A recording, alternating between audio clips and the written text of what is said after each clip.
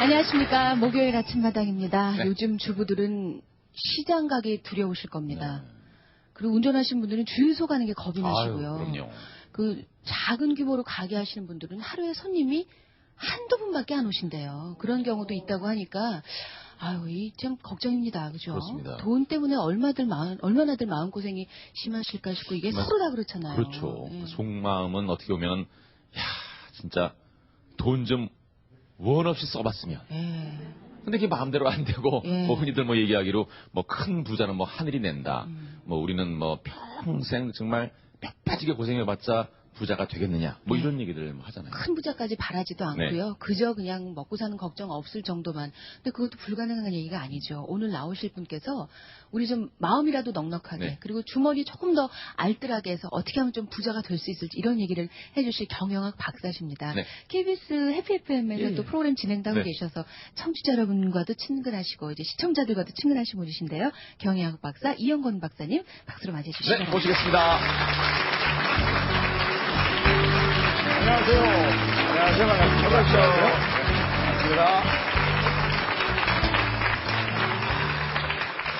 이영건 박사님, 개인적으로도 워낙 친분이 있고 그런데, 네. 박사님, 30대 후반에 최연소 기업의 임원도. 네, 대기업에 임원했죠. 네. 잘 나갔었어요? 아주 활발한 강의 활동 많이 하시고요. 네, 그렇습니다. 네. 제가 어렸을 때 굉장히 어렵게 자라긴 했었는데, 제가 경쟁력을 제거하는 것이 유일하게 사회에서 성공 출세 부자 되는 길이다 하는 걸 늦게 깨닫고, 열심히 공부도 하고, 또 해외에 다니면서 열심히 현장에서도 뛰고 그래가지고, 5대 그룹 안에서 그때 38살에 중역을 했으니까, 최연소는 큰 신문에 이렇게 합표도 나오고, 잘 나갔었죠. 요즘도 잘 나가시잖아요. 네, 잘 나갑니다. 어렸을 때는 이쪽 관련 일을 하는 게 꿈이 아니셨다고요? 그렇습니다. 원래 제가 6살 때 아버지 돌아가셨거든요. 어머님이 그 당시엔 다 그러셨지만 아주 무지하셔서 글을 제대로 모르시고 그래서 집에 화장실이 없었으니까요. 그런데 제가 그래서 유일한 방법이 육군사관학교 가는 거였어요. 거길 가면 우선 돈이 안 든다니까. 그렇죠. 학비가, 근데 제가 육군사관학교 가려고 원서 쓸 때 제가 눈에 문제가 있다는 걸 알았어요. 이제 정록색약인데 적색하고 녹색하고 막 섞여져 있으면 안 보여요. 그러니까 의사나 이런 게 못 되죠. 제가 그걸 알고 나서 절망에 빠져가지고 참나 재수 되게 없는 놈이구나. 그래서 이제 학교를 며칠 안 나갔어요. 근데 이제 선생님이 찾아오셔서 3번이나 너 좋은 길이 있으니까 방향을 바꿔봐라. 그래서 이제 장학금을 준다 그래서 이제 학교를 이제 다시 가서 그 당시에도 반가운 마음으로는 안 갔었는데 그러면서 많이 허송세월 하다가 대학교 3학년 2학기 때부터 제 선배 하나가 이 녀석아 인생은 마라톤인데 지나간 거 싹 잊어버리고 앞만 보고 한번 멋지게 뛰어보지 그러냐. 이 얘기에 제가 이게 자신의 경쟁력을 기르게 되면 성공 출세 돈 버는 길이구나. 그래서 정말 영어 공부 한번 시컷 해봤네요. 내일 아침에 6시부터 밤 12시까지 18시간씩 1년 3개월 해봤어요. 그리고 제가 아까 말씀드렸던 기업의 공채 수석으로 들어갔죠. 이제 인생이 바뀌기 시작했어요. 착해요. 오늘 그런 것들을 바탕으로 해서 또 이제 경영학 박사로서 또 부자들을 또 이렇게 많이 연구를 하시고 어떻게 하면 평범한 사람들이 없이 사는 사람들이 조금 넉넉하게 살 수 있을까 이런 걸 또 연구를 하신 분이니까 좀 강의를 부탁드려도 될까요? 열심히 해보도록 하겠습니다. 박수로 맞이해주시기 바랍니다. 저걸로 갖고 왔는데.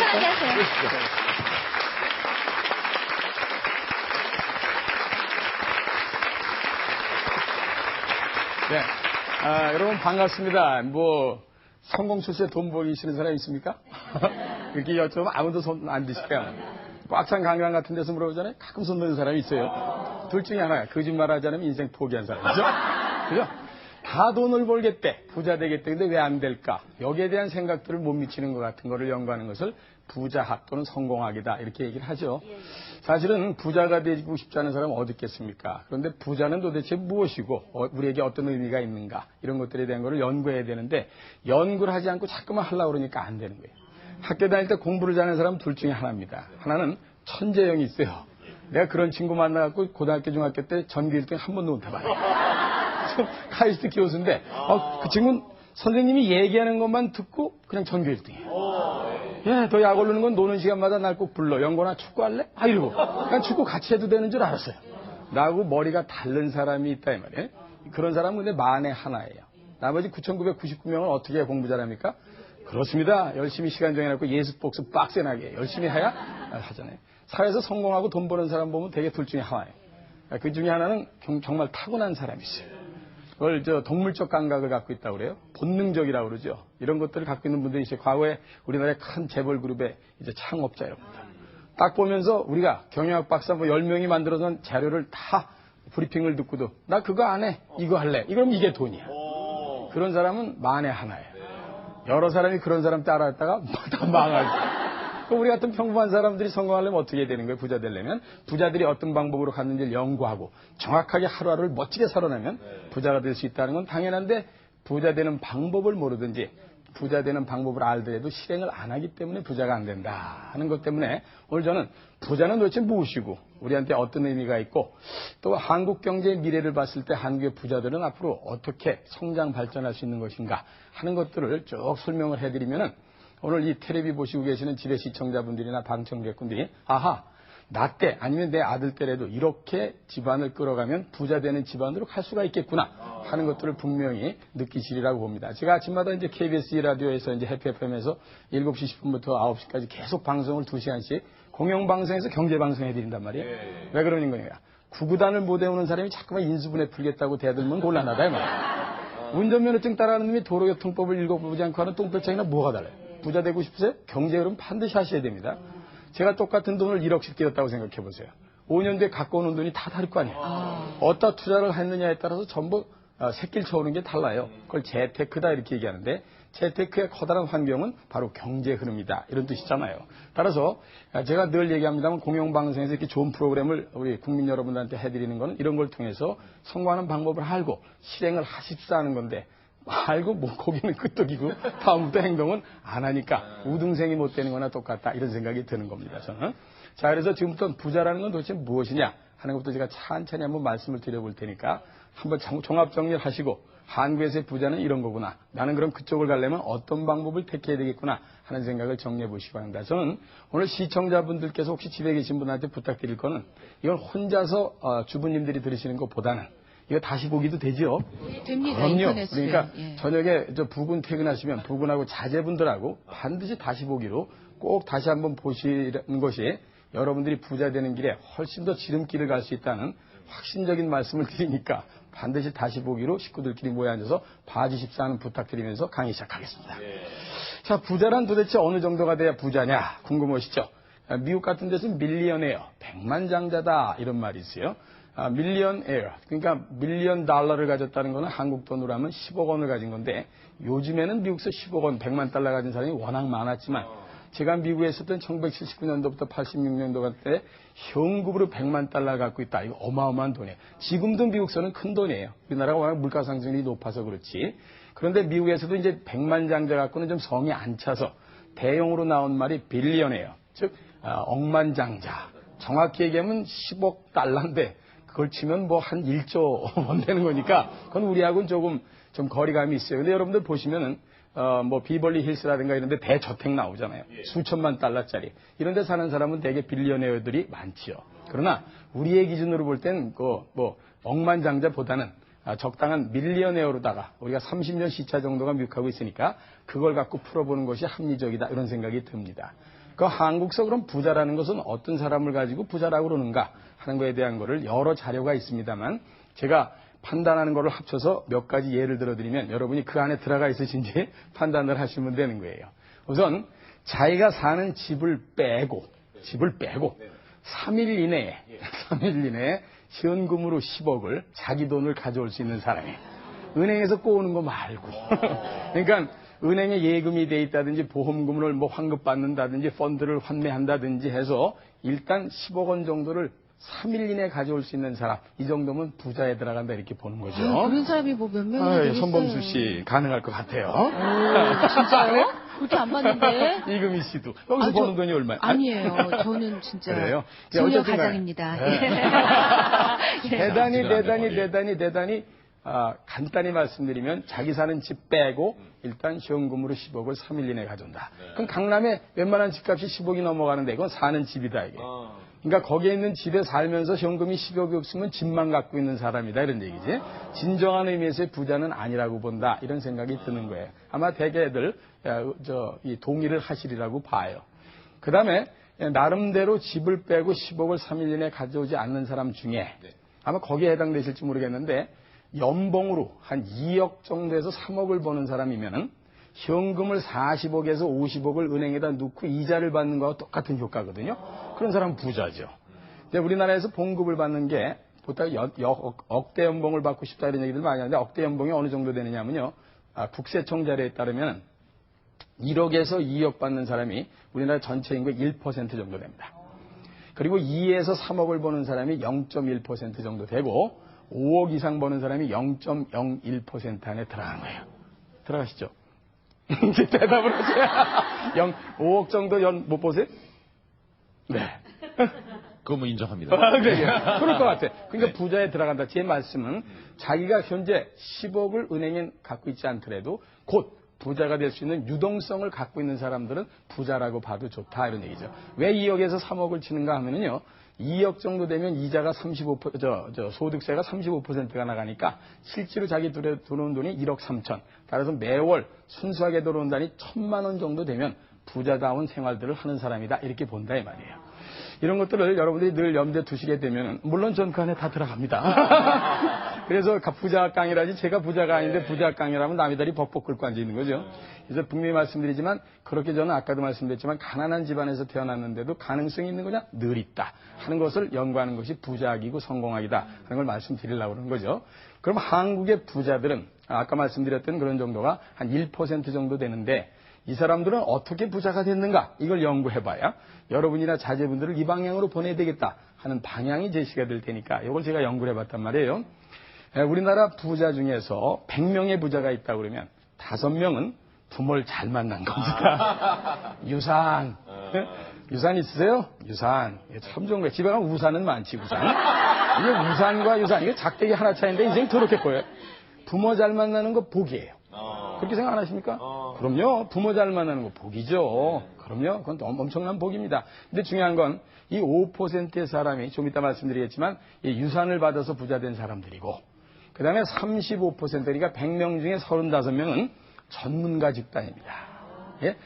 사자들 하는 게 대강 좋죠. 의사, 변호사, 무슨 계리사, 변리사, 박사, 공인중개사만 빼고. 농담에 농담. 제가 공인중개사 일기인데 별로 돈 안 되더라고. 근데 어쨌든 차라리 장의사가 나. 이렇게 내가 말씀드려요. 제 후배 중에 하나가 수원서 장의사를 3대째 하는데 장의사 이름도 좋아요. 낙천사. 이 친구 그냥 그 어려운 IMF 때도 맨날 나만 만나면 술 사주겠대. 이제 뭐가 이렇게 좋아하는 거야? 그랬더니 형님, 저희는 불황이 없습니다. 돌아버리겠습니다. 자, 어쨌든 사자들 하는 게 내가 좀 그래서 학교 다닐 때 공부 열심히 하라고 그런 거란 말이에요. 그죠? 그런데 대부분 안 했잖아요. 지나간 거 수혜해봐야 소용이 없습니다. 그런데 실질적으로 요즘에는 CEO 같은 대기업의 중역 이상 정도 되면 연봉을 2, 3억씩 받는 사람들이 있고 CEO가 되면 10억 이상씩 받는 사람이 있으니까 일단 그런 전문가 집단이 부자에 들어갈 확률이 35%다. 이렇게 보시면 돼요. 그 다음에 나머지 60%는 뭐냐? 그 사람들은 전부 자기 사업을 하거나 한 사람들입니다. 자, 조그만 김밥 장사라든지 곰탕집을 하든지 이래서 부자된 분들 많죠. 청계천에 공부상을 한다든지 의류상을 한다든지 엄청나게 부자된 분들 많습니다. 저는 각계 각층에서 부자된 사람을 만나는 저희 프로그램에 CEO와의 만남 시간이라는 게 있는데 일주일에 한 번씩. 네. 제가 방송을 8년째 하니까 약 한 1년에 50명씩 한 400명 가까이를 만나봤어요. 짜장면 팔아서 500억 번 사람이 있어요. 한국에 분명히 있습니다. 근데 그 계통의 경쟁력을 제고했기 때문에 가능한 사람들이에요. 그런 사람들을 우린 늘 염두에 두면서 열심히 자기가 맡은 일을 최선을 다하는 것이 부자 되는 길이다 하는 생각을 꼭 하셔야 된다. 이런 말씀 제가 드리고 싶은 거죠. 자, 그러면은 우리 옛말에 부자 3대 못 간다 이런 말이 있어요. 나 이거 맞는지 궁금했다고. 제가 미국서 공부하고 이게 전 세계를 다니면서 부자들 많이 만나면서 우리나라는 그 당시에 3대 간 부자가 별로 없으니까 미국이나 서양을 예를 들어서 한번 제가 봤어요. 재밌게도 말이죠. 부자 3대 못 간다. 어떻게 되냐면요. 100명의 부자가 자기 아이에게 돈을 물려줬는데 1대, 그러니까 2대 넘어가는데 20명만 남아요. 80명이 망합니다. 자, 우리나라 재벌 보세요. 많은 사람들 주인 다 바뀌었죠. 분명히 기가 막힌 대한민국의 재벌 20위 안에 들어갔던 회사들 지금 거의 다 없어졌습니다. 그렇죠? 예. 이거 우리가 은근히 생각하면 무슨 생각이 드냐면 아이들한테 돈을 물려주는 게 중요한 게 아니라 경쟁력을 제고할 수 있는 방법. 옛말로 한다면 고기를 잡아주는 게 중요한 게 아니라 고기를 잡는 법을 가르쳐야 된다 하는 것 때문에 저희 같은 사람의 강의가 오늘 자제분들한테 꼭 필요하다는 말씀을 제가 아까 드린 거예요. 어쨌든 20명이 넘어갔어요. 그리고 3대째 가는 사람을 봤더니 100명 중에 2명만 남고 98명이 망합니다.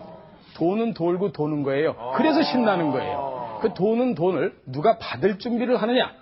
이게 다 우리들이 받을 준비를 하고 있는 사람한테 돈이 들어오니까 저같이 아무것도 없이 태어난 사람 주머니에도 돈이 차는 이유가 돈이 도니까 그렇지 돈이 돌지 않고 부자가 계속 부자 된다. 뭐 억울해서 어떻게 살겠어요. 분명히 돈은 돕니다 하는 생각을 꼭 가지시는 게 대단히 중요합니다. 그때 부자가 되는 노력을 분명히 해야 되는데 많은 사람들이 엉뚱하게도 부자가 되는 노력을 너무 안 한단 말이에요. 그게 가슴이 아픈 거예요. 아까 오프닝에도 잠깐 말씀하시는 것 같은데 큰 부자는 하늘이 낮습니다. 이건 안 되는 게 있어요. 그러나 작은 부자는 우리 스스로가 노력을 여하히 하느냐에 따라서 분명히 부자 될 수 있는 길이 있다 하는 겁니다.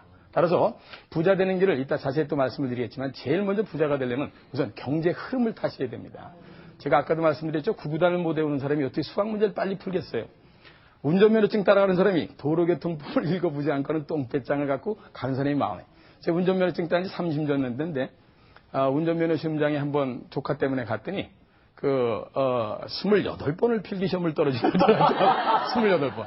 우리 그런 사람 보면 그냥 못 지나가. 바로 인터뷰 들어가잖아. 아줌마, 이게 어떻게 되신 거예요? 이게 28번씩이나 떨어지셨어? 그랬더니 아줌마가, 저 공부 안 하고 와요? 이러더라고.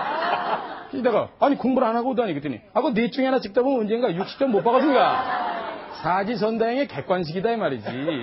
그래서 내가 아줌마 손을 꼭 잡고 얘기했어요. 아줌마, 수학엔 확률이란 말이 있어요. 그 넷 중에 하나 찍어서 나올 확률이 25점인데 28번 떨어진 중에 최고 점수 몇 점 받아봤어요? 32점이요. 이런 말이야. 우리가 지금 그렇게 살고 있는지도 모른다 이 말이야. 어떻게 되겠지 하다가 전부 4, 5점, 5, 6도 되는 거예요.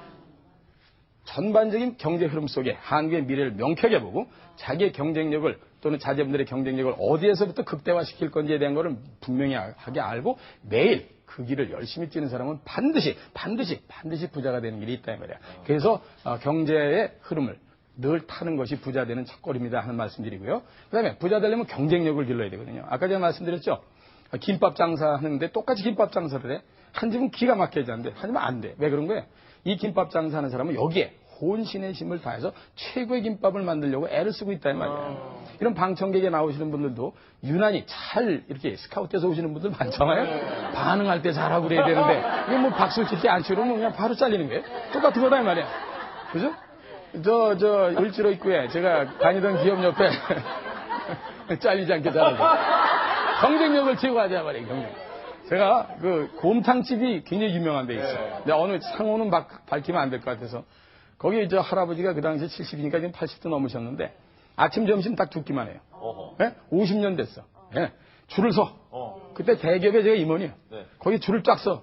우리 같은 사람 올 때 말이죠. 천천히 와가지고 이 양반이 내 뒤통수를 툭툭 치면서 대기업의 임원이야. 그래 누나. 거기다 툭툭 치면서 또 왔어. 맞으면서 서 있어. 왜? 맛있으니까. 그잖아요? 맛있으니까. 명동에 칼국수, 명동에 돈가스집 유명한 데 있어요. 동네 다 샀어요. 아까 말씀드렸던 그 짜장면 장사에서 500억 뭐 이렇게 버신 분이 제 인터뷰를 15분 동안 하면서 이러시더라고. 이 박사님, 저는 지금까지 14살에 가출해서 지금까지 4시간 이상 자본 적이 없습니다. 그죠? 다 진인사하고 대천명하고 있느냐 이 말이에요. 그걸 되게 안 하면서들 부자가 왜 나는 안 되나 하고 부모님 탓하는 분들 많아요. 옛말에 제가 제일 좋아하는 사자성어 중에 하나가 전화위복, 세옹지마입니다. 제가 만약에 어려운 집안에 태어나지 못했다면 공부를 그렇게 빡세하게 하지 않았을 수도 있어요. 그죠? 그래서 저는 뒤집기에 성공하는 사람들을 더 멋있는 성공자라고 보는 이유가 바로 그런 게 있다. 이런 생각이 드는 거죠. 그러니까 부자가 못 되는 이유를 간추려 보면요. 성공하는 부자가 되는 방법을 모르거나 부자가 되는 방법을 알려드려도 실행을 안 하시면은 그건 때려 죽여도 안 된다. 이런 말씀을 제가 드리면서 지금부터 말씀을 좀 풀어나가도록 하겠습니다. 이제 중요한 거는요. 한국이 앞으로 잘 될 나라일 것이냐 이겁니다. 만약에 한국이 잘못되면 부자가 될 확률이 적습니까? 많습니까? 적죠, 당연히. 제가 빌 게이츠가 한 인터뷰를 한 걸 봤는데 그 좀 직구준 기자가 이렇게 물어봤어요. 빌 게이츠가 저하고 동갑이거든요. 나 그 사람한테 만날 때마다 열받아. 네? 저하고 동갑이에요. 근데 그 사람이 물어봐요. 당신이 만약에 한국서 태어났다고 해도 세계적인 부자가 될 확률이 있었다고 생각합니까? 대답 2초도 안 걸렸어요. impossible, 불가능. 왜 그러냐? 그 국가가 발전함에 따라 부자들이 될 확률이 높다. 따라서 한국이 앞으로 못 사는 나라가 되는데 한국에서 부자가 많아질 가능성이 있습니까? 없죠. 따라서 우리는 큰 흐름 속에 세계 속에 한국이 앞으로 어떻게 될 거냐 하는 걸 반드시 그래서 여러분들이 직시하시고 경제 흐름을 타는 게 대단히 중요하다. 이런 말씀을 제가 꼭 드려야 되는 겁니다. 그래서 오늘 중요한 본론 중간에는 일단 세계 속의 한국은 앞으로 잘 될 나라일 것인가. 그게 바로 여러분 또는 여러분 자제분들의 15년, 20년 후에 우리를 미래를 쳐다보는 거니까 얼마나 중요합니까? 이런 걸 미래 경제학이라고 합니다. 아주 재밌는 학문이죠. 사주팔자 푸는 게요. 전 세계에서 그런 걸 제일 잘하는 사람이 존 나이스비트, 엘빈 토플러, 폴 케네디 뭐 이런 사람들이 있어요. 한국에서 제법 잘하는 사람이 여기 있습니다. 제가 사실은 엘빈 토플러 강의를 안 들었다면은 그렇게 세계를 이렇게 쭉 훑어볼 기회가 없었을 텐데 하는 생각이 많이 드는 거죠. 제가 지금부터 말씀드리는 거를 좀 잘 들으시고 메모하실 거 잘 메모하셨다가 꼭 좀 부자 되는 길에 합류하시기 바랍니다. 제가 좀 말이 좀 빠릅니까? 예, 약간 빠르죠? 마음이 급해 죽겠어. 이게 1시간 동안 드릴 말씀은 산적해 있는데, 예, 그래서 조금 천천히 하도록 애를 쓰겠습니다만, 발음이 좋잖아요?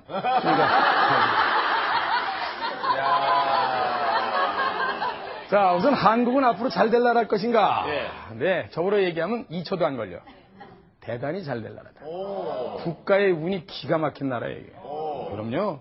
저는요, 지금부터 앞으로 대통령 5명은 정말 대한민국 5,000년 역사 최고로 좋을 때 대통령 하시는 분들이고 그때 사시는 국민들이 우리를 포함해서 다 있는 거예요. 이거는요 정말로 운이라는 게 있습니다. 개인도 운이 있다는 건 믿으시죠? 어떤 사람은 운칠 기삼이라고도 그래요. 고스톱을 칠 때도 운 있는 건 아시죠? 패가 잘 들어야 돼, 패가. 아니 뒷장 잘 맞아. 기껏 먹었는데 명자 엄마 쌌어 이러면 안 되잖아.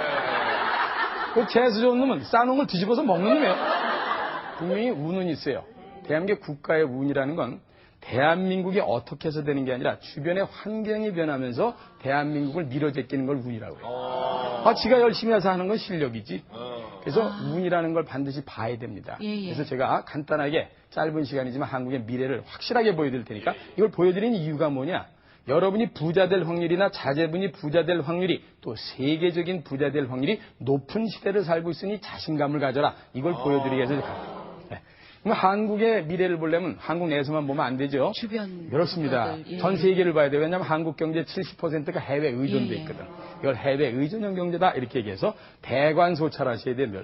세계라는 숲을 보고 한국이라는 나무를 보고 경기도라는 이파리를 보고 뭐 부천시라는 예를 들어서 이파리를 봐야 정확하게 자기가 있는 곳이 보인다. 이걸 건방 떨면서 얘기할 때 영어로 얘기할 때 글로벌 마인드다 이렇게 얘기해요. 전 세계는 그런데 230개 나라에서 230개. 제가 230개 나라가 있습니다 이렇게 말씀드리는 순간 속으로 이놈들이 보고도 없이 나라를 이제 이렇게 많이 만들었냐. 여러분들 좀 아는. 그죠? 나하고 관계없다고 생각했거든. 그런데 이거는 여러분과 여러분 자제분들의 운동장이고 놀이터고 경제전쟁도 숫자예요. 제가 이따 정리해드리겠지만 이걸 아는 사람일수록 세계적인 부자가 될 확률이 높은 거죠. 자, 230개 나라는 전부 선진국 가길 원하고 아니면 강대국 가길 원하고 아니면 부자에게 그러니까 잘 살길 원해요. 실제로 간 나라의 숫자가 20나라밖에 안 돼. 이걸 선진국 그룹이다 이렇게 얘기해요. 여기 들어가려고 우리 빡세나게 맨날 일하는데 잘 안 되는 거예요. 현재 대한민국은 약 30등 정도 와 있어요. 잘한 거예요. 전교생 230명 중에 30등은 들어오지 않았습니다. 근데 중요한 건 여기서 여기 오는 것보다 여기서 20등, 10등, 5단에 들어가는 게 더 어려워. 왜? 이 녀석들도 가만 안 있거든. 계속 전진해요. 그래서 앞에 간 녀석들이 어떻게 갔는지를 잘 살펴보는 걸 영어로 다 건방 떨면서 얘기할 때 벤치마킹이다.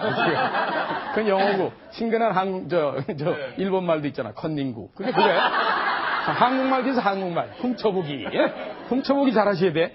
그래서 선진국 잘 사는 사람, 성공한 사람을 늘 훔쳐보면서 그 사람을 닮으려고 애를 쓰는 사람이 성공할 확률이 높다 이 말이에요. 자, 20개 나라를 볼까요? 이 나라는 반드시 그 나라 안에 2개가 다 있든지 둘 중에 하나라도 있어야 여기 가는 거예요. 얘가 뭐냐, 이거 지하자원이. 땅속에 묻힌 게 많은 나라에 태어나는 건 무조건 복입니다. 예. 20개 나라 중에 12개 나라가 전 세계에서 지하자원이 많아서 갔어요. 그 중에 하나가 쿠웨이트 같은 나라예요. 제가 역마살이 굉장히 많은 사나이인데 전 세계 230개 나라 중에 170개국을 다녔어요. 근데 쿠웨이트 같은 데 가면 뚜껑 열렸다 닫혀. 왜냐? 한국 땅에 25분지 1이요. 그 땅의 90%는 전부 사막이요. 19세기 말까지 전부 낙타 타고 다니던 무식한 놈들이에요. 20세기에 그 사막에서 뭐가 나왔어요? 석유. 그렇지. 여기 수준 높네. 그냥 석유가 나와요.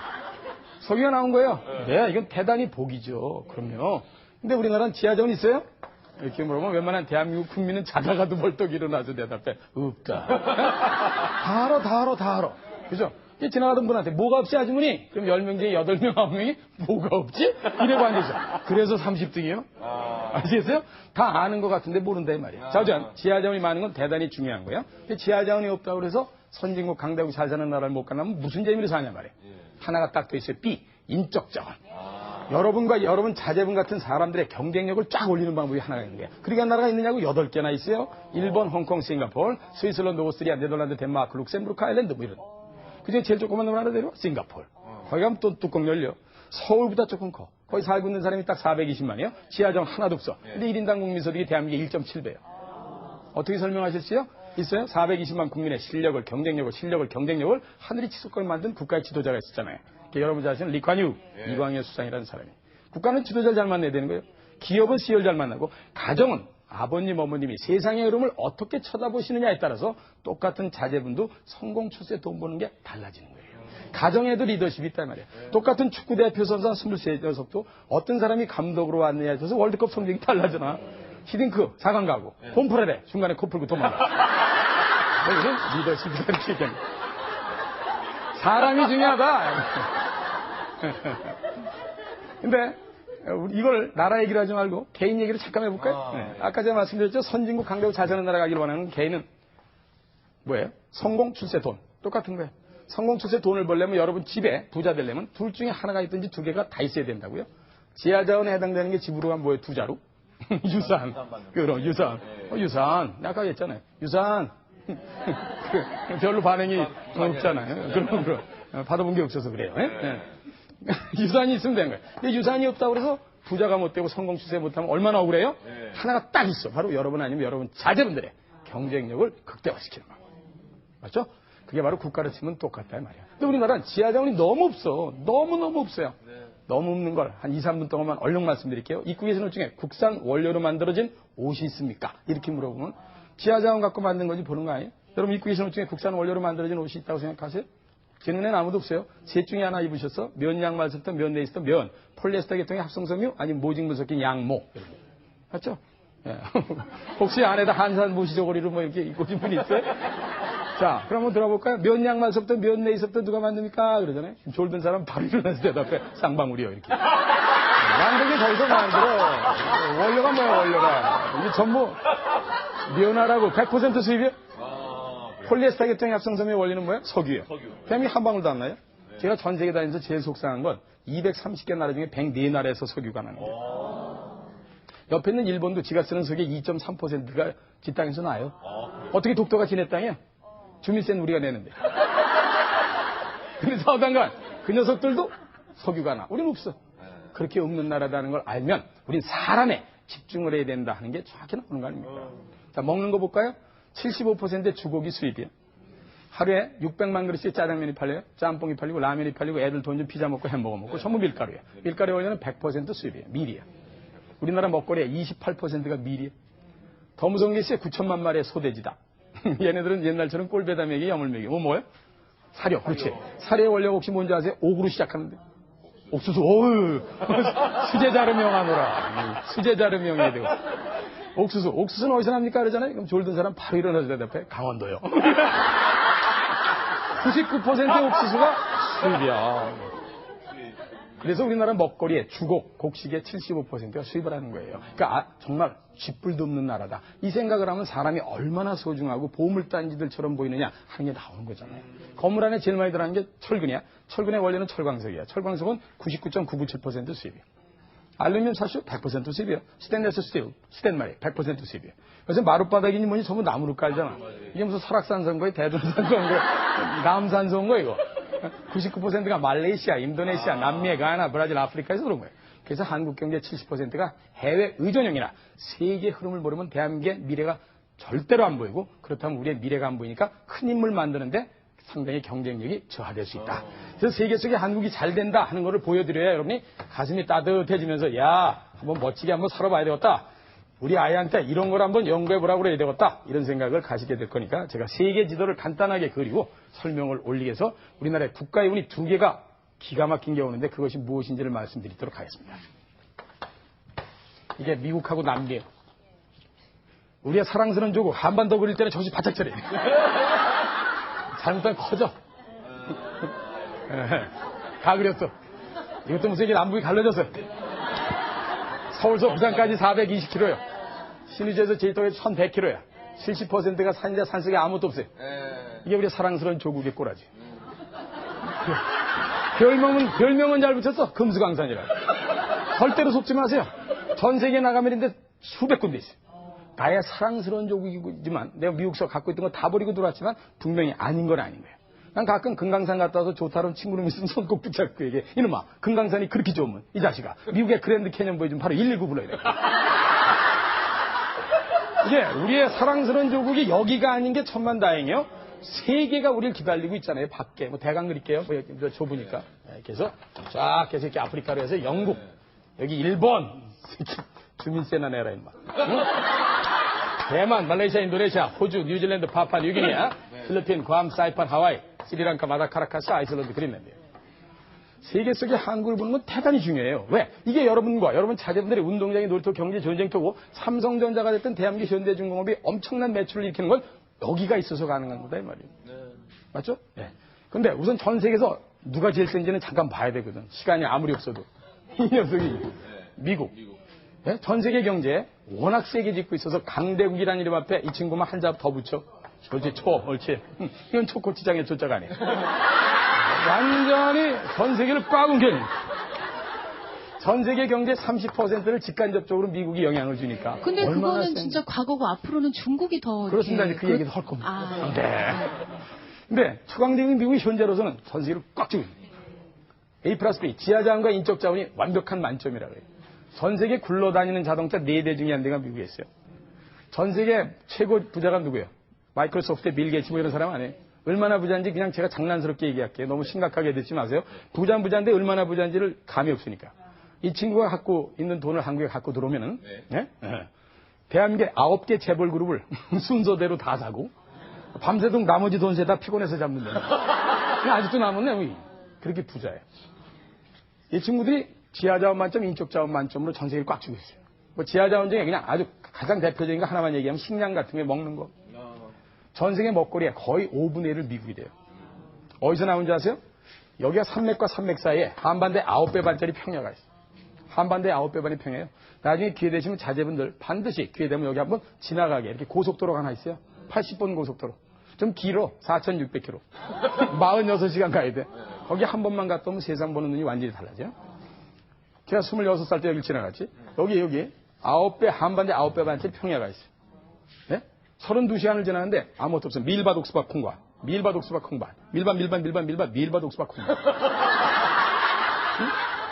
한 녀석이 운전하는데 나머지 3사람이 일어나서 막냐다. 안 가고 그 자리에 서 있냐고. 제가 이거 지나가면서 여기서 정말 욕밖에 안 나오더라고. 이런 걸 갖고 전 세계를 쥐고 있는 게 바로 센 녀석은 그렇게 세다. 저는 참미 반미론자 아니에요. 용미. 미국을 최대한 활용하는 사람이 반드시 선진국에 빨리 들어가는 거예요. 선진국 들어간 20나라를 미국을 업어치기 못한 나라는 들어간 나라가 없어요. 좌우당간 이런 식으로 여러 가지를 쥐고 있어요. 거기다 B. 오늘은 B에 대한 얘기니까 미국은 인적 자원의 경쟁력도 최고예요. 첫째, 이게 좋으려면 교육이 잘 돼야 되고 정치를 잘해야 되고 뭐 정치는 이런 데서 할 얘기가 아니니까. 우리나라 정치 잘 못하는 건 다 아시는 거고. 자, 교육. 전 세계 좋은 대학교 200개 중에 65개 대학이 미국에 있어요. 깨끗이 끝난 거예요. 그래서 미국하는 거예요. 예? 그럼요. 우리나라 대학교는 200등 안에 들어가는 게 2개, 3개밖에 없어요. 안타까운 얘기예요. 그래서 미국하는 게 바로 인적 자원의 경쟁력을 제고하는 교육이 가장 잘 돼 있는 국가라 이거죠. 어쨌든 이렇게 전 세계를 미국이 꽉 쥐고 있어요. 근데 이 녀석한테 여러 놈이 많이 댐비다가 많이 의도투졌지. 한두 놈만 예를 들어드릴까요? 여기서부터 여기까지 기찻길에 있는 녀석이 있어. 이 녀석도 미친 놈이요. 11,000km.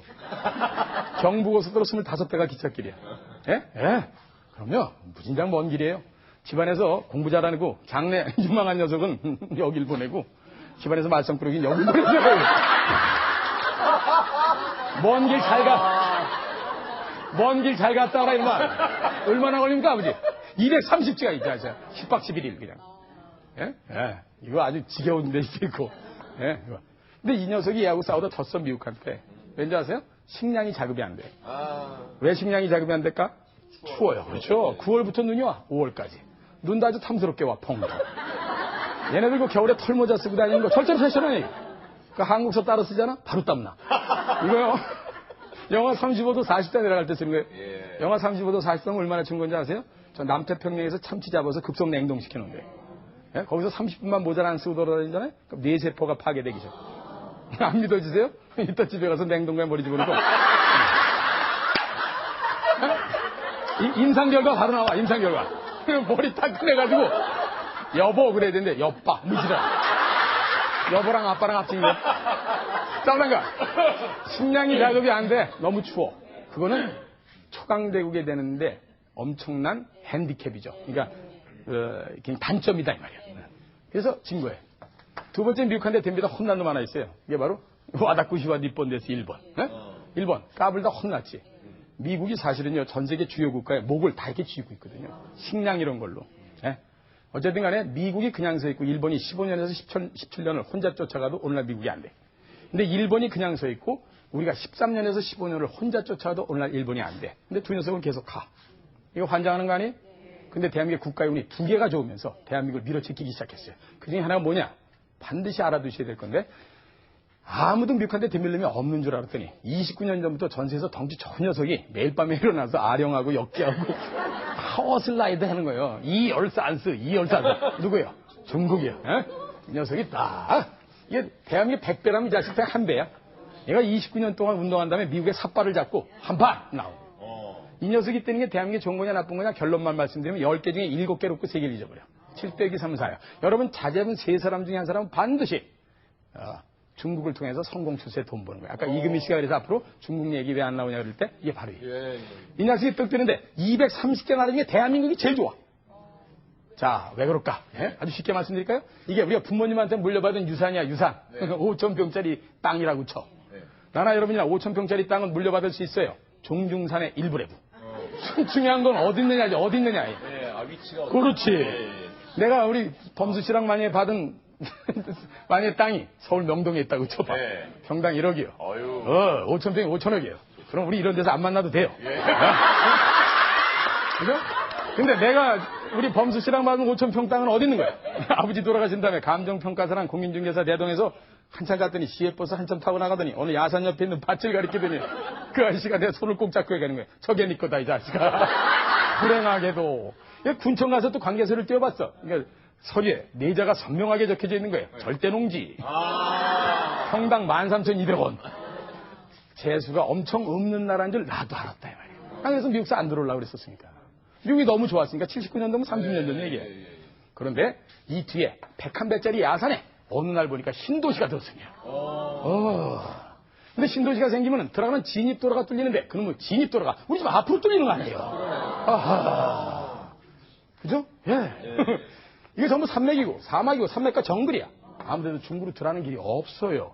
전 세계에서 중구로 들어가는 입구가 여긴데 한반도가 이걸 한반도의 21세기 지정학적인 위치라고 하는 거예요. 이게 바로 동북아시아의 중심국가 개념이라는 거예요. 중국이 여기서 떴다. 우리하고 무슨 관계가 이렇게 많겠어? 중국이 여기서 떴다. 무슨 관계가 많겠어? 어떻게 여기서 뜨냐고 이 자식들 이뻐 죽겠다 그냥 가지고. 중국이 뜨면서 우리는 선진국 쫓아가는데 7년에서 5년을 앞당기고 있어요. 이거 기가 막힌 겁니다. 국가의 운이에요. 5,000년상 가장 좋은 국가의 운이에요. 이 운이 한 20년 이상 갈 것 같으니까 여러분 자제분들, 그래서 주변에 보면 명절 때 만나면 일가 친척 중에 중국을 막 뛰어다니는 사람이 있는 이유가 바로 이거예요. 작년에 3,600억 달러 수출했는데 그중에 3분의 1에 해당되는 1,200억 달러가 중국과 홍콩과 대만으로 왔으니까. 무슨 얘기인지 아시겠죠? 이거 대단히 중요한 겁니다. 이 녀석이 뜨는 게 대한민국이 좋은 거다 하는 말씀인데 오늘 자세한 말씀까지 드릴 시간이 없으니까 그냥 그렇게 알고 계세요. 두 번째, 인터넷 혁명 시대가 왔다는 거예요. 인터넷, 지하자원 갖고 싸우는 게 아니라 인적 자원 갖고 싸우는 건데 전 세계에서 인터넷은 1951년에 미국에서 캘리포니아 공과대학에서 군사용으로 만들었다가 86년에 WWW가 처음 나왔는데 22년 됐는데 만들긴 미국 사람이 만드는데 우리가 제일 잘 갖고 놀아. 이게 무슨 놈을 좋아하냐 말이에요. 열심히 해서 그런 게 아니라 제일 잘 맞아. 그걸 적합도라고 합니다. 적합도. 어려운 말 영어로 하나 쓰면 adaptability, 적합도라는 게 있어요.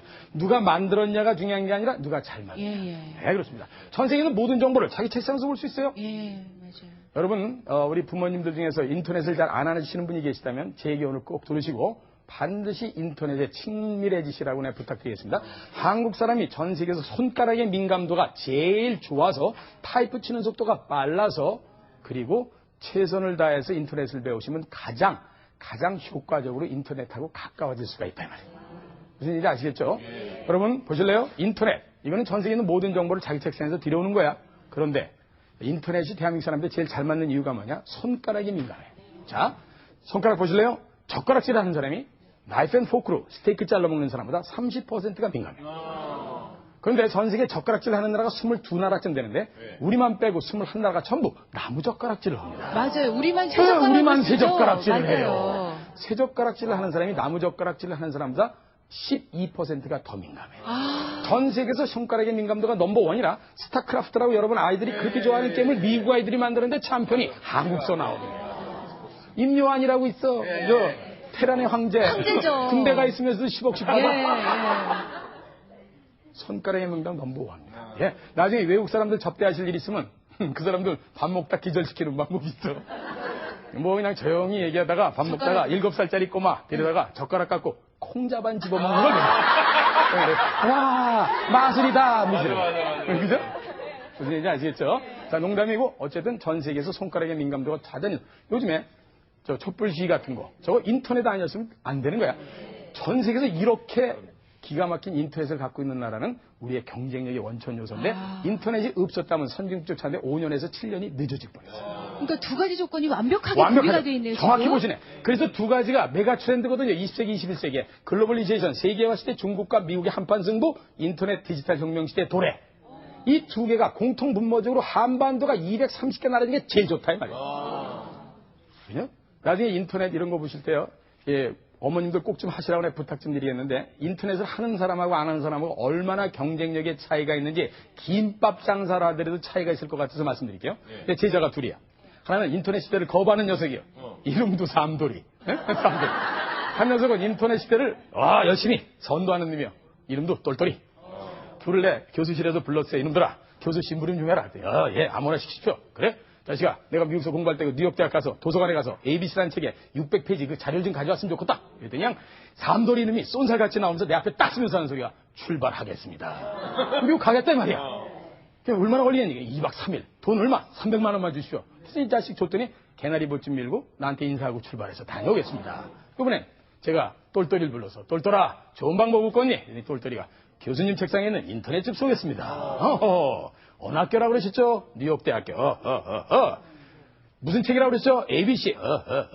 학생증 번호 달래네요. 그 다음에 딱 들었더니 ABC라는 책이 딱 나왔어요. 몇 페이지라고 그러셨습니까? 600페이지. 그랬더니 600페이지. 그랬더니 600페이지가 떡 뜬 거야.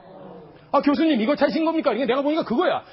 그래 이걸 어떻게 하면 좋지? 그랬더니 인쇄 프린트. 떠구덕 나. 이거 찾으셨어요? 그래서 내가 그래 이거다 이놈아. 삼돌이 어디 갔나 봐라 할 때는 이 새끼 나가서 시내버스 기다려. 공항 가려고. 그럼 공항 가려고. 그렇습니다. 자 여러분 제가 이렇게 농담 삼아 얘기하는 거 절대로 농담으로 듣지 마시고 어머님들 지금도 죽을 때까지 인터넷은 절대로 우리 옆을 떠나지 않는 거니까 반드시 가깝게 하도록 애를 써라 이런 말씀을 드리고 싶은 거예요. 자 그래서 결론을 말씀드리면 뭐냐. 우리나라 앞으로 2020년에서 2025년 그러니까 평균 잡아서 여러분 자제분 나이에다 15를 더하시고 여러분도 15 더하시고 오래 사셔야 돼. 갈수록 좋은 나라니까. 그러면 전 세계에서 우리는 현재 30등 정도 되는데 7등에서 5등까지 가요. 1인당 국민소비 작년 말 현재로 2만 달러인데 4만 5천 달러에서 5만 달러 넘어가면서 전 세계에서 7등에서 5등 안에 들어갑니다. 현재 전 세계에서 7등에 들어가는 나라를 한번 나열해 드릴까요? 미국, 일본, 영국, 독일, 프랑스, 이태리, 캐나다. 이렇게 7나라인데 2025년이 되면 큰 변수가 없는 한 1등 미국, 2등 중국, 3등 인도, 4등 러시아, 5등 일본, 한국이 6등, 7등이 영국, 8등이 독일, 9등이 캐나다, 10등이 호주. 그렇게 좋은 나라에 살고 계시다라는 건 여러분과 여러분 자제분이 노력만 하면 세계적인 부자를 생산해낼 수 있는 가능성의 환경을 갖고 있다라는 생각을 분명히 가지시는 게 그래서 중요하다 하는 말씀을 제가 드리기 위해서 부지런히 뛰어온 거예요. 한국의 미래는 대단히 밝은 나라니까 요즘 같은 게 나 성장통이다 이렇게 생각하시면서 잘 좀 한번 보시면 좋은 겁니다. 근데 선진국에 우리가 들어가는 게 무조건 좋은 거냐? 그게 아니라는 데 문제가 있어요. 선진국 들어가면 선진국 증후군이라는 게 있는데 영어로 선진국 신드롬이라고 해요. 그 세 가지를 간단히 말씀을 드려야 돼. 그래야 왜 지금부터라도 더 돈을 잘 모으고 부자가 되려는 노력을 할 필요가 있는가를 보시기 위해서. 첫 번째 선진국 신드롬이 뭐냐면요. 이거다 간단히 말씀드리게. 첫째, 상대적 빈곤감이 커져요. 절대적 빈곤감 아니요. 요즘에 30년 전부터 못 잡숫고 못 입는 분 있으면 손 들어봐요. 다 그때부터 잘 살면서 속으로 욕해. 자동차 타고 가다가 옛날엔 자동차만 있었으면 좋겠다고 그러는데 요즘엔 뭐 똥차라도 있었으면 좋겠다 그래서. 근데 요즘엔 자동차 운전하다 부부가 가다가 신호등이 옆에 서가지고 옆에 차 보면서 막 속으로 욕해. 나보다 젊은 놈이 좋은 차 타고 다닌다. 집사람한테 꿀리지 않기 위해서 이렇게 얘기해. 여보, 쟤네 아버지는 도둑놈 일게야. 이걸 상대적 빈곤감이다 이렇게 얘기한단 말이에요. 여러분 다 상대적 빈곤감 느끼고 계시죠? 그게 선진국으로 가면 상위 계층과 하위 계층이 점점 찢어져요. 가끔 상하 격차를 줄이겠다는 말을 하면 난 경제학자로서 방송인으로서 양심을 걸고 얘기했는데 그런 일은 없는 거야. 선진국으로 갈수록 벌어지는 게 정상이야. 다만 밑에 있는 5%가 5년 전보다 잘못 살게 정치를 했다. 그건 잘못한 거지. 근데 5년 전부터 다 잘 사는데 앞이 더 잘 산다. 그거는 할 수 없이 그 선진국가는 증후군으로 나타나는 거다 이 말이에요. 두 번째 선진국에서 가면 나타나는 게 뭔지 아세요? 평생 직장이 없어져. 평생 직장 없이 평생 직장 어디 있어? 평생 직장이 있다고 생각하면 후진국 사람이. 앞으로 선진국에 가면은 미국 같은 데는 직업을 8번이나 옮겨요. 왜 그래? 경쟁력이 없는 사람은 계속 선수 교체를 해야 되는 거거든. 동네 축구라는 사람이 월드컵 플레이어로 가려면 동네 축구단 중에 사람 교체해야 될 거 아니야. 동네 축구라는 건 뭐야? 다 같이 모여서 재밌게 하고 5,000원 내서 그냥 해장국 먹고 헤어지는 거 아니야? 거기 김씨라는 놈은 옵사이드도 몰라요. 옵사이드 나려야 될 거 아니야? 골키퍼에 서서 어이 박씨 공 줘! 거기서 공 받으면 옵사이드야 말이야. 옵사이드야 왜 이게? 그 후진국이다 이 말이야. 근데 옆 동네에서 연락이 왔어. 야 니네 11명 제일 베스트 11 우리 11 해서 11명씩 뽑아서 한번 1,000만 원 놓고 가자. 중진국으로 간다 이 말이야. 그럼 여기서 손범수 씨가 만약에 주장이야. 그럼 그 중에서 누굴 제일 먼저 속간에 넣었어요? 김씨. 그죠? 김씨 속간에 옵사이드 모른다. 그럼 가고 하면 그냥 돈이야. 딱 있는데 나하고 김씨하고 눈이 마주쳤어. 그 김씨는 처음 당해보는 일이라 뭔지를 모르고 왜? 너 좀 빠져야 되겠다 이 새끼야. 지금 돈이 걸렸어 임마. 이걸 구조조정이다 이렇게 얘기하는 거야. 근데 다른 동네에서 또 왔어. 야 니네 다 합쳐서 1억씩 하자. 중진국에서 선진국으로 하는 거야. 요번엔 좀 추리기가 쉬워. 학습 효과가 있으니까. 경험했단 말이야. 나하고 김씨하고 딱 눈이 마주쳤어. 요번엔 이놈이 이렇게 나와. 알았어. 빠지면 될 거 아니야. 이걸 자발적 구조조정이다 이렇게 얘기해. 좀 슬프네요. 아유, 네, 그렇죠. 예. 그래서 많은 사람들이 직장에서 보면 이제 나 그만둘 때 돼가네 이런 걸 인식하는 시대가 다가오고 있단 말이에요. 자, 세 번째. 초고령 시대가 다가와요. 그죠? 초고령 시대. 오래 살아. 야, 이거 미치는 거예요. 오래. 그죠? 정말 미치는 거예요. 오래 산다는 건 말이에요. 좋은 거 같죠? 준비된 사람한테는 좋은 거예요. 요새 환갑잔치 치르는 사람이 있어요. 60 나이도 아니에요. 60 잡수하고 동네 경로당 가면 어이 김국 물 떠와. 이거 하는 거야.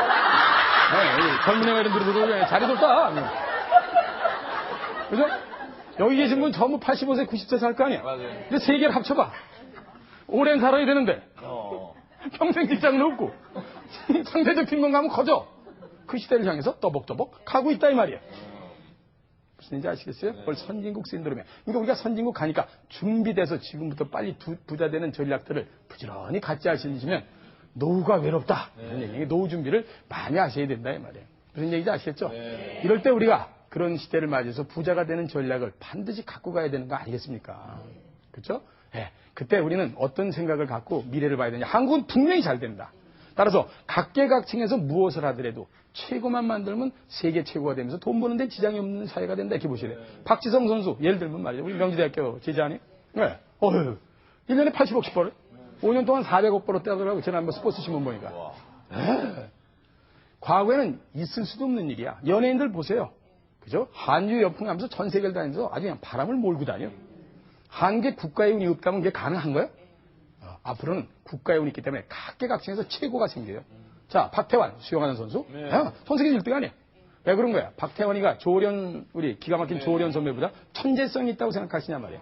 아닙니다. 왜 그러냐? 답답하셨다면 오늘 시원하게 답을 드릴 수 있어. 국가의 운이 기가 막힐 때 박태환이가 수영을 한 거야. 덩치 좋아졌지, 잘 먹지. 전 세계적인 수영 선수권대 다 다니면서 보면서 연구 검토하지. 그 다음에 세계적인 코치가 와서 가르치지. 365일 24시간 동안 제가 원하면 30분 거리 내는 수영장 가서 아무 때나 수영 연습할 수 있을 때 한국에서 태어난 게 바로 여러분 자제분들하고 똑같은 상황이다 이 말이야. 그만큼 국가의 운이 좋을 때 태어났다는 걸 명쾌하게 아시. 두 번째는 직업이 다양해지는 시대이기 때문에 너무 공부하지 마라 말이야. 여러분들 자제분들은 다 하나님이나 부처님이 하늘에서 주신 탤런트, 재능이 있는데 그런 걸 극대화시키는 거예요. 옛날엔 공부밖에 출세할 방법이 없었잖아요. 그죠? 아니 운동선수한테 공부하라 그러면 3박 4일 내에 119 부른다고. 머리에 쥐났다고. 공부는 하는 녀석이나 하고 우리 같은 사람이나 하는 게요. 그죠? 너무 공부하지 마요. 근데 자제분들의 재능이 안 보이는 이유가 뭐냐 말이에요. 왜 그런지 아세요? 전부 성적표를 갖다 들이대거든. 여러분 자제분들은 기가 막힌 포텐셜러티, 잠재력을 다 갖고 태어났는데 그걸 무시하고 전부 학교 성적으로 갖다 들이댄다고. 앞으로는 직업이 5만 가지가 돼요. 5만 가지 아닙니다. 현재 전 세계 직업이 2만 5천 가지 정도 되는데 우리 어머니가 내가 어렸을 때 하도 여러 가지라면 나한테 그러셨어요. 이놈아 무슨 5만 가지 잡동산 일 그게 다 아니야. 그래. 난 우리 어머니가 이렇게 미래학자인 줄 몰랐어. 따라서 한국 부자가 세계 부자가 될 가능성이 높아지니까 지금부터 경제 흐름을 정확히 보고 종잣돈 모는 것부터 부자 되는 연습을 열심히 하고 성실 유능하게 노후 준비를 분명히 하는 사람이 앞으로 부자 될 확률이 높다. 이런 생각을 늘 각계각층의 최고가 생깁니다. 판기문 전 외교부 장관, 이 양반이 30년 전에 외교부 장관을 했다 그러면 대한민국에서 그 사람이 유엔 사무총장을 할 수 있는 거예요? 안 되잖아. 근데 여러분 자제분 중에 혹시 외무부에 지금 들어가 있거나 들어갈 사람이 있다면 손 꼭 붙잡고 이렇게 얘기해서란 말이에요. 너희 때는 국가인 너무 좋아서 한국 외무부에서 잘만 하면 유엔 사무총장이나 총회의장은 아무 때나 될 수 있을 때 한국에서 태어났구나 이놈아 멋지게 해봐라. 이렇게 얘기하는 부모가 돼야 그 집안에 큰 인물 나온다 이 말이에요. 아시겠죠? 세계적인 기업이 막 나오잖아요. 삼성전자 전 세계에서 1등이에요. 매출액이 70조야. 거기 좀 누구라고 얘기 안 하겠습니다만 윤종영 부회장은 봉급이 100억이요. 누군지 얘기 안 하고 35억 원 이자 소득세 빼고 65억 원을 현찰로 가져가는 사람인데 그 자리가 바로 여러분 자제분 자리다 이 말이야.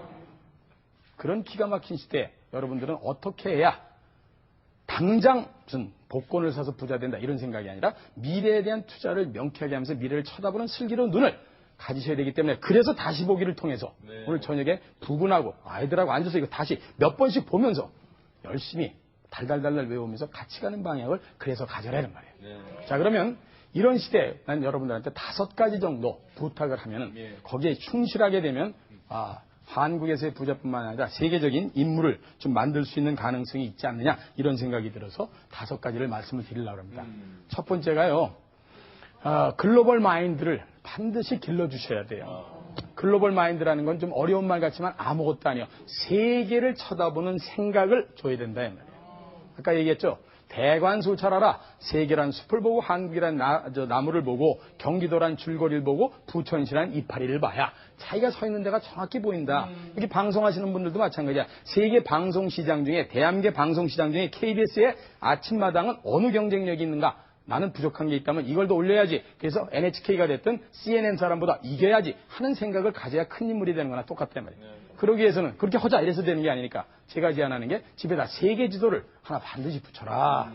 그리고 이렇게 얘기하세요. 이게 니네들의 운동장이고 놀이터 경제 전쟁터라니 한번 멋지게 뛰어봐라. 네가 하고 싶은 일이 뭐냐? 그 중에서 최고만 되면 세계 최고가 되는 거니 돈은 그냥 따라오니까 한번 해보자. 이렇게 하셔야 돼요. 세계지도 아마 많이 팔릴 것 같은데. 내가 이렇게 얘기했더니 어느 집에 갔더니 세계지도를 붙이질 않고 식탁에다 깔아서. 그거 좋더라고. 식탁에다 깔고 유리를 딱 깔았는데 너무 밥 먹을 때마다 보는 거잖아요. 밥 먹을 때마다. 예. 그 재밌는 건 밥 먹다가 애가 깍두기를 떨어뜨리더니 아버지가 이러더라고. 오늘은 인도에 떨어뜨릴 거야. 그게 글로벌 마인드다 이거야. 그리고 어머님들 앞으로 세계적인 그 게임이나 올림픽 같은 거 있을 때 그냥 보지 마시고 어느 나라 나오면 인터넷 쳐봐가지고 그 나라의 인구가 얼마고 위치가 어딘지 지도에서 찝어보면서 하라 이 말이에요. 우리 그때 월드컵 같은 데도 내가 늘 얘기했잖아요. 어느 나라에서 온 선수인지 알고 해야 되는데 어느 나라하고 붙었는지도 모르고 슛 이러면 되는 거예요. 네? 그죠? 두 번째는 경제신문을 반드시 구독을 하세요. 제가 아까도 말씀드렸죠. 구구단을 못 외우는 사람이 자꾸만 수학 문제를 빨리 풀려고 그러는 거야. 여기 저 방청객한테 여쭤볼게. CMA 통장 갖고 계신 분? 아무도 없잖아. 그래, 뭐 몇 분 있을까? 그러니까 굉장히 낮다 이게. 보통 예금에다 집어넣으면 연리가 0.2%예요. CMA 통장은 4.8%예요. 앉은 자리에서 24배 이자가 차이가 나. 근데 나는 이상하게 돈이 안 보인다 그러는데 보면 딴 데다 집어넣고 있어요. 방송 같은 거나 경제신문을 보는 이유가 바로 그렇게 돈의 흐름에 찬스가 있을 때, 기회가 있을 때 단지 돈을 옮겨놓음으로써 그 안에서 돈이 부는 거를 잠을 자게 하는 그런 어리석음을 범하시면 안 된다 이 말이야. 따라서 일단 경제신문 하나는 반드시 보시고 경제방송 이거 공짜로 KBS에서 KBS 2라디오 이영건의 경제법 가서 7시 15분부터 9시 공영방송에서 거절을 해드리는 거 아니에요. 근데 왜 안 보고 그래? 왜 안 듣고 그래? 시간이 안 맞는다는 사람이 있어요? 다시 듣기도 돼요. 이럴 때는 경제 열심히 하셔야 됩니다. 세 번째, 여러분 글로벌 랭귀지. 자제분들은요 하다못해 요리사를 하더라도 어학을 반드시 시켜야 반드시 큰 인물이 될 가능성이 높다는 거예요. 왠지 아세요? 앞으로는 전 세계의 유명한 호텔에 반드시 한국 식당이 다 들어가게 돼 있어요. 맞죠? 지금은 전 세계 일본 레스토랑, 차이니스 레스토랑, 중국 음식, 프렌치 레스토랑, 불란서식, 이탈리안 레스토랑, 이태리 식당밖에 없어. 한국 들어가 안 들어가? 7대 강국에 들어가면 반드시 들어가게 돼 있어요. 여러분 자제분 중에 진짜 요리를 좋아하는 사람이 있으면 어학까지만 한다면 세계적인 우리 호텔 음식점에 스카우트 가면서 연봉을 수억씩 받는 사람이 되는 거예요. 요즘 미국 뉴욕에서 한국 식당이 뜬다 그러더라고요. 그렇습니다. 아주 인기 있대요. 왜냐면 한국 옛날에 우리가 범수 씨나 우리들 학교 다닐 때 보면 이태리안 레스토랑 가서 밥 한 끼 먹었다. 그래서 칼질했다. 그럼 그날 끝내주는 애 아니야? 지금 미국 같은 데서 일본의 스시바를 못 갔다 온 녀석이면 넌 바보야 인마. 컨트리보이 넌 촌놈이다. 이렇게 돼. 앞으로 한국에 김치를 못 먹어보고 불고기를 못 먹었다. 바보다. 이런 소리 들을 때가 온다 안 온다? 온다. 그래서 외국어를 반드시 시켜야 돼. 네 번째 어머님들부터 제발 일주일에 한 권씩의 책을 좀 읽으세요. 왠지 아세요? 세계 흐름을 아시고 최소한 균형 감각이시 판단을 하면서 아이들에게 도움말을 주시려면 반드시 여러분부터 죄송하지만 읽으셔야 돼. 만화책이라도. 정말입니다. 그리고 중요한 거는 자제분들한테 읽는 엄마 아빠의 모습은 그 자체가 공부야. 그렇죠? 공부해라가 아니라 늘 엄마는 나와보면 식탁에 앉아서 뭔가 들여다보고 계시는 엄마하고 고! 쌌어 이러는 거야. 근데 하루. 자, 다섯 번째. 제가 아까 자녀의 재능을 좀 꼭 좀 찾아주도록 이렇게 애를 써라 이렇게 말씀을 제가 드리잖아요. 그 자녀의 재능을 꼭 찾아주도록 애를 쓸 때 어떻게 해야 되느냐. 학교 성적이나 이런 걸 다 떠나서 진짜 한 걸음 뒤에 와서 가만히 아이들을 관찰해서 난 어머님들 희한해. 10달 동안 배에서 길러서 똥오줌 다 가리면서 길러놨는데 자기 아들의 딸의 재능을 모르겠다면 누가 아는 거예요? 직무유기요. 직무유기요. 나 같은 대학 교수한테 하면 늦어요. 고등학교 선생님이 난 그래도 더 소중하다고 생각하지. 고등학교 선생님보다 더 중요한 건 초등학교 선생님이고 초등학교 선생님보다 더 중요한 건 집에 계신 어머님들이에요. 아빠도 맨날 술이나 먹고 다니고. 자, 제가 지금까지 말씀드린 게 도대체 뭡니까? 한국의 미래는 너무 좋다. 따라서 한국에서 자기가 최선을 다해서 각계각층의 경쟁력을 제고할 수 있는 분위기를 만들어주면서 부자가 되는데 합류를 할 수 있다. 그러면서 종잣돈 모는 것부터 이런 거는 경제방송이나 우리 신문 같은 걸 통해서 작은 것부터 열심히 해나가는 노력을 해야 앞으로 선진국 신드롬, 선진국에 갔을 때 세 가지 있다고 그랬잖아요. 평생 직장 없어지고 상대적 빈곤감 커지고 그다음에 노후 이런 시대를 미리미리 준비하실 수 있고 공부하지만 가장 좋은 재테크는요. 자제분들이 됐든 자신의 경쟁력을 제고시켜 놓는 거예요. 자제분 하나 잘 기르면 집안 깨끗이 일어나는 거예요. 쉽게 얘기하면. 공부가 다가 아니다라고 내가 계속 얘기하죠. 따라서 자제분이 신나게 뛰고 멋지게 뛰고 한국의 미래 비전을 확실히 갖고 뛸 수 있게끔 해주시는 것이 바로 집에 계시는 코치나 감독에 해당되는 여러분들의 몫이 아닌가 이렇게 생각하는 거죠. 결론 얘기하겠습니다. 한국의 비전이 너무 좋아서 앞으로 세계적인 인물들이 여기저기서 나올 텐데 그게 바로 오늘 보시는 시청자 여러분, 여러분들의 자녀분이 될 가능성이 높은 시대를 살고 있다는 것, 방청객 여러분들 그래서 축하드린다 하는 말씀드리면서 잘해서 한국의 멋진 부자들 만들어내시기 바랍니다. 감사합니다.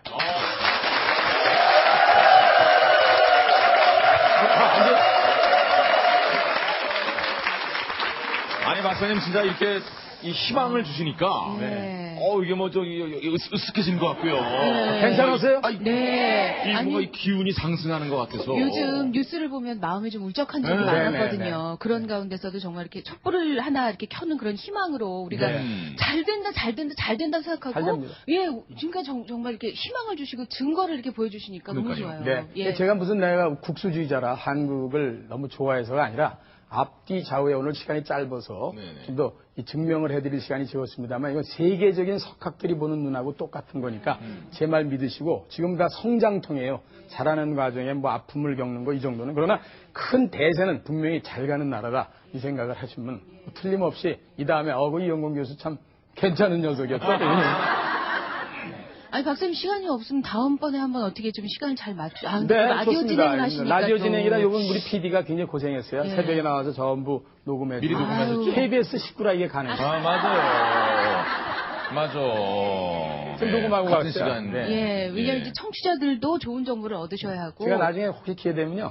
이제 어떻게 하면 좀 더 성공하는데 가는 그 실천 요령이 있거든요. 나중에 기회 되면 불러주시면 한번 하죠, 뭐. 그러니까 박사님도 처음부터 이쪽에 관심이 있으셨던 건 아니고 어떤 계기를 통해서 하신 거니까 누구에게나 계기가 분명히 있고 그 계기를 만났을 때 어떻게 달라지느냐. 그게 정말 중요한 것 같아요. 아주 중요하죠. 그래서 부자는 태어나는 것도 분명히 있지만 만들어지는 경우가 많아요. 그래서 훈련을 제대로 잘 시키시면은 작은 부자는 충분히 만들어질 수 있다. 이런 생각이 드는 거죠. 오늘 정말 아주 그냥 속이 다 후련해지는 것 같은 그런 아주 기쁨을 이 아침에 주신 이영건 박사님께 다시 한번 큰 박수로 감사 인사를 전하고 싶습니다. 고맙습니다. 기분 좋네요. 선물 소개하겠습니다. 선물은 금성출판사 푸른햇 공부방에서 백화점 상품권 마련을 해주셨습니다. 내일 금요 선택 생생 토크가 있는 날이지요. 어떻게 생각하시는지 모르겠습니다.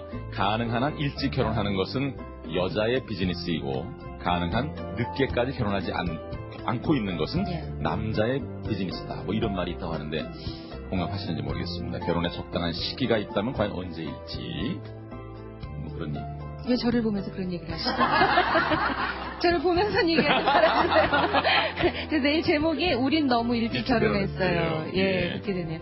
오늘 이영건 박사님 말씀 들으면서 당장 할 수 있는 거 한 가지라도 예를 들면 정말 세계 지도를 사다가 식탁에 그 유리 밑에 까는 것부터라도 시작을 하고 뭔가 좀 달라지는 하루가 책 한 번이라도 정말 가까이 하는 맞아요. 습관. 우리는 전철 타면 일단 졸아요.